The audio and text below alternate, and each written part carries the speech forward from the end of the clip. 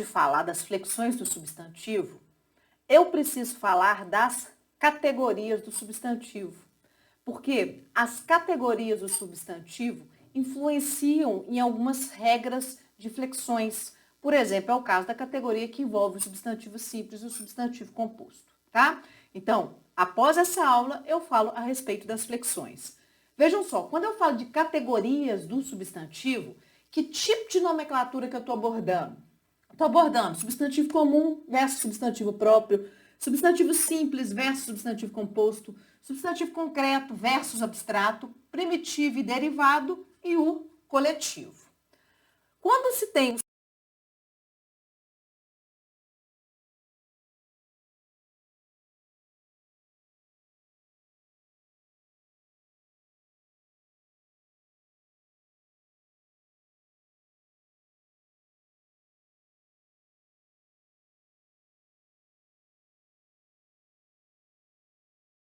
muito ao contrário, a nomeação é genérica. Exemplo, cadeira.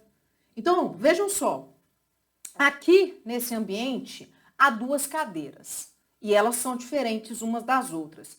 E eu garanto que você está sentado numa cadeira que é diferente das cadeiras que estão aqui neste ambiente.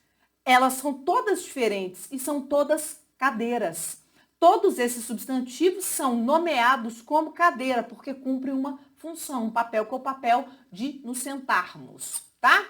O substantivo próprio, ele particulariza, ele individualiza um substantivo. Uma característica importante do substantivo próprio é essa que eu coloquei aqui, ó. Pode ou não ser antecedido de artigo. Muita atenção para esse detalhe aqui, sabe por quê? Esse detalhe aqui influencia na regra de crase, numa regra de crase que eu vou ensinar lá no futuro, tá? Então, o substantivo próprio, ele pode ou não ser antecedido de artigo. Logo, Renata é um substantivo próprio, Juliana é um substantivo próprio, Henrique é um substantivo próprio.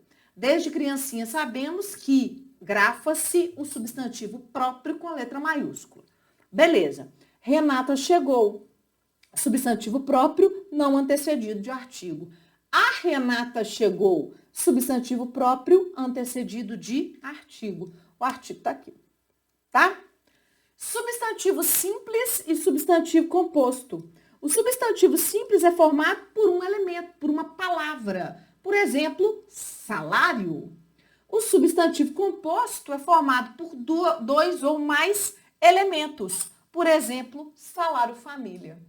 O que me interessa? O plural. Tanto é que daqui a 2 aulas eu vou falar a respeito de flexão de número e nós vamos abordar a diferença de plural.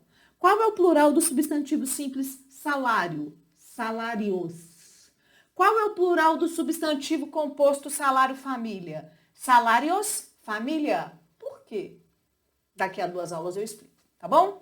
Substantivo concreto versus substantivo abstrato. O substantivo concreto apresenta existência própria. Pode ser visualizado mentalmente. O substantivo abstrato não apresenta existência própria e não pode ser visualizado mentalmente. Atenção! O substantivo concreto, ele apresenta a existência própria não dependendo de outro substantivo para existir. Ele não depende de nenhum outro substantivo para existir. E segundo Luiz Antônio Sacconi, é uma dica de um autor, né? Porque eu estou querendo só situar a minha referência bibliográfica. O Sacconi fala que o substantivo concreto ele pode ser visualizado mentalmente, você consegue pensar nele, você consegue produzir uma imagem acústica dele. O substantivo abstrato não apresenta existência própria, porque ele depende de um outro substantivo para existir, tá? Ele não pode ser visualizado mentalmente. Então, a gente não consegue produzir uma imagem acústica do substantivo abstrato. Você não consegue imaginar isso, tá? Os substantivos abstratos são sentimentos, emoções e ações. Sentimentos, emoções e ações são substantivos abstratos. E os demais são todos concretos, tá? Então, olha só. Fada. Fada é concreto. Fada não é sentimento, fada não é emoção, fada não é ação. Inclusive, eu consigo visualizar uma fadinha, tá? Fada é concreto. Amor é sentimento. Tenta visualizar o amor aí. Você não consegue. Não inventa, você não consegue. Aí você vai e visualiza isso aqui. Olha a sua viagem. Você vai e visualiza isso aqui. Pelo amor de Deus, né? Você está visualizando o coração. Tá? Como é um sentimento, a gente não visualiza mentalmente. É um substantivo abstrato. Fome. Aí você fala, não é o que eu estou sentindo. Então, é uma sensação, tá? É o quê? Sendo um sentimento aí, a gente pode colocar como um sentimento também a fome, ou uma emoção? Podemos, ou uma sensação? Podemos. É também um substantivo abstrato. Você visualiza mentalmente? De jeito nenhum, não inventa moda não, professora. Eu vejo um monte de comidinha, eu já escutei isso de uma aluna. Eu vejo um monte de comida, você está vendo a comida, mas você não vê a fome. A fome a gente sente, é um sentimento, tá? Uma sensação. Então, é abstrato. Se você, no seu passado, aprendeu que o substantivo concreto é aquele que a gente toca e o substantivo abstrato é aquele que a gente não toca, saiba que isso é um devaneio. Eu nunca toquei numa fadinha, mas eu sei perfeitamente como é uma fadinha, porque isso faz parte do nosso imaginário. E fada é um substantivo concreto. Então não tem nada a ver com tocar ou não, tá? Aquilo que é sentimento, emoção, ação e sensações é abstrato. Se não tiver aí é concreto. Aí uma polêmica é a respeito do substantivo Deus. Deus é concreto ou abstrato? Segundo a norma culta, é concreto. É sentimento? Não. É emoção? Não. É sensação? Não. É ação? Não. Então pronto, é o quê? O substantivo concreto. Porque Deus a gente não consegue visualizar mentalmente, não. Cada um tem o seu próprio Deus, tá? Então, vamos pensar em sentimento, emoção, sensação e ação. Porque tudo isso é abstrato. Se não for isso, é concreto. Beleza. Substantivo primitivo versus derivado. O primitivo é a base de formação de outra palavra. Por exemplo, cadeira. Até repetir, né? É possível repetir as categorias? Lógico. É possível incluir o substantivo em várias categorias? Claro. Cadeira é comum, cadeira é simples, cadeira é concreta e cadeira é primitivo. Substantivo derivado, formado a partir do primitivo. Exemplo, cadeirante. Cadeirante é um substantivo formado pela chamada derivação sufixal, matéria nossa.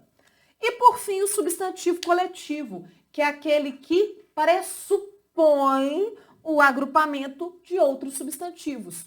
Constelação é o coletivo de estrelas. Arquipélago é o coletivo de ilhas, tá? Cardume é o coletivo de peixes, etc. Eu não vejo há muitos anos, há mais de uma década, eu não vejo coletivo em prova, tá? A última vez que eu vi foi no ano de 2007, quando uma organizadora cobrou o coletivo, cobrou a palavra cáfila. Perguntou-se em prova, cáfila é o coletivo de... Vejam, cáfila é o coletivo de camelo, tá? Eu achei a questão difícil, porque inclusive a gente tem camelo aqui no Brasil. Mas enfim, foi uma caiu numa prova muito ruim, inclusive a prova. Não é comum hoje em dia coletivos em prova. Mas enfim, tá aqui, ok? Finalizo aqui então as categorias do substantivo e na próxima aula nós vamos falar sobre flexões do substantivo, começando por gênero. Até mais!